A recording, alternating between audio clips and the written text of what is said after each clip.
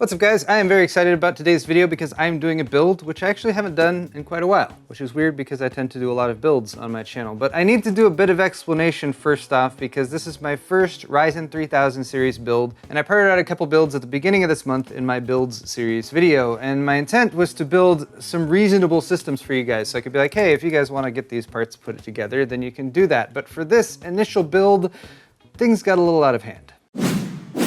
Excellent!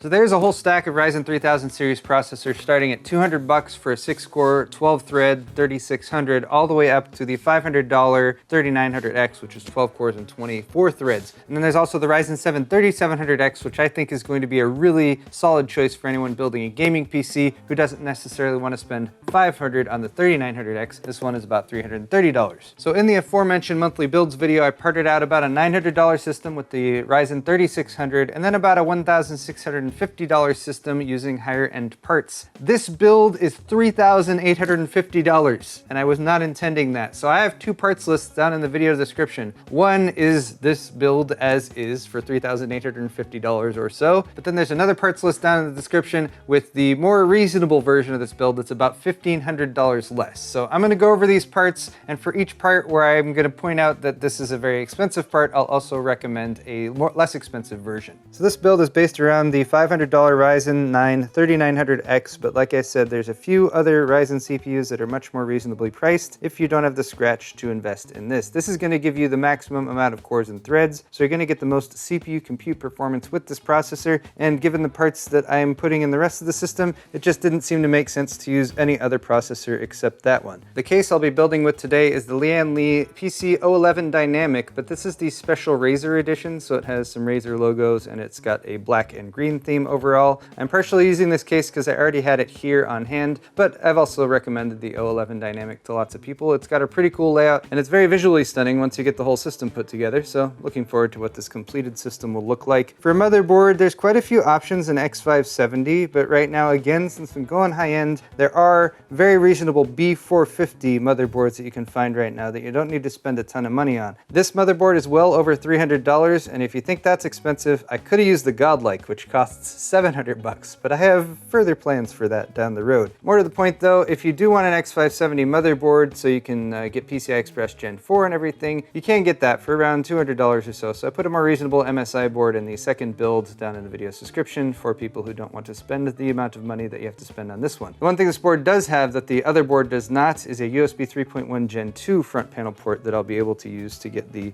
plug on the case actually working. If there's one part that inflates the price of this build more than anything else, it's the RTX 2080 Ti, and not any RTX 2080 Ti. This is MSI's highest end version, the Lightning Edition, which is $1,600 if you can even find it for sale, and I wasn't able to find it for sale, by the way. This is once again a part that I'm using because I have it here, but there are much more reasonably priced versions of the 2080 Ti getting down towards $1,000 these days, which is still a lot for a graphics card, so consider an RTX 2080 or something if you are going for very high end but don't want to spend $1,000. But this is the card I'm using, and it's a really cool looking card, so again, I think it'll go nice with the case. For storage here, I'm dropping in a couple drives. This Aorus NVMe Gen 4 SSD is one of the new Phison controlled PCI Express Gen 4 ones, which have crazy read and write speeds, like 5,000 megabytes per second reads and 4,400 megabytes per second writes. This is a 2 terabyte version of that drive, which costs $450. You do not need to spend that much on your storage. You do not need PCI Express Gen 4 super fast SSDs like this, except for some very specific applications. The 2 terabyte 660p from Intel is much more reasonably priced, although it does use QLC NAND, and there are some caveats to that. Point being though, the secondary build in the description has about $110 Crucial SSD instead of these, which would be, again, a much more reasonable choice if you're trying to save a few bucks. For memory, I have 4 8GB sticks of Team T-Force Nighthawk memory, and I chose this because it looks really cool. It has RGB lighting. This kit's actually 3200 speed. What I've linked in the description is 3600 speed because that is kind of the sweet spot that's being recommended for Ryzen 3000. Getting these kits in 3600 trim was costing about $110 per kit, so that's $220 total for the memory, which isn't that terribly expensive, especially if you're comparing it to last year's prices. But you could get by with a slightly less expensive 3600 speed kit that is 2x8 gigs rather than 4x8 gigs, and that again is linked in the description. For a power supply, we have the EVGA Supernova 750G3, 80+ gold rated. I have the special supplemental cable kit for this, so that's gonna look pretty, which is, again, part of the reason I chose this. It's a little over $100 right now for this power supply.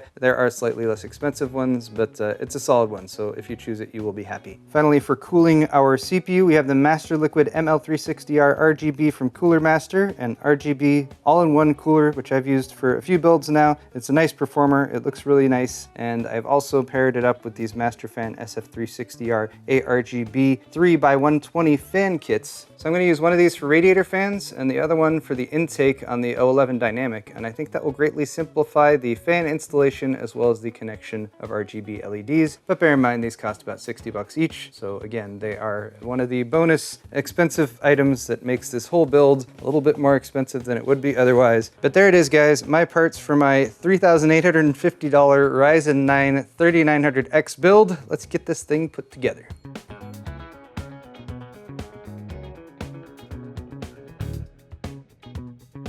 So I have two SSDs. One of them is PCI Express Gen 4. One of them is not. I want to make sure that the Gen 4 SSD is plugged into the M.2 slot that is wired directly to the CPU, because some of these go through the chipset. One of them is going to go directly to the CPU. So for that, we can look in the manual here. We can see one of these is labeled chipset. One of these is labeled processor. The processor one is M.2_1. Flip over to this page and we can see them labeled. M.2_1 is the top one that's closest to the socket. So that is where our Aures SSD will be installed once I take it out of the box, and then either of these lower ones can be used for our supplemental SSD.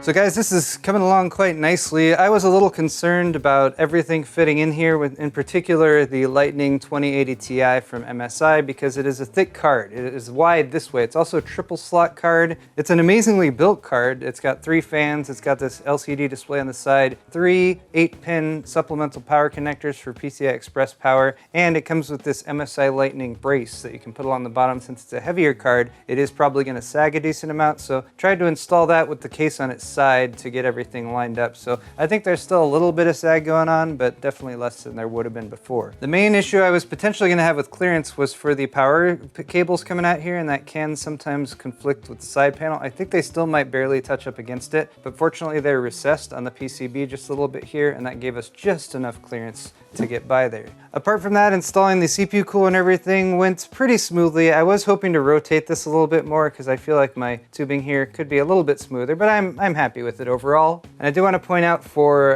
the addressable RGB headers, there's 2 on the board at the bottom. So the 2 360mm fan configurations are both plugged into those. And then for the addressable RGB that's part of the Cooler Master pump block unit here, that's connected up to one of the individual control units that's back in the cable management area. So at this point, we're just going to do the celebratory peeling of the plastic off of the side panels, and then we'll give you guys a finished look.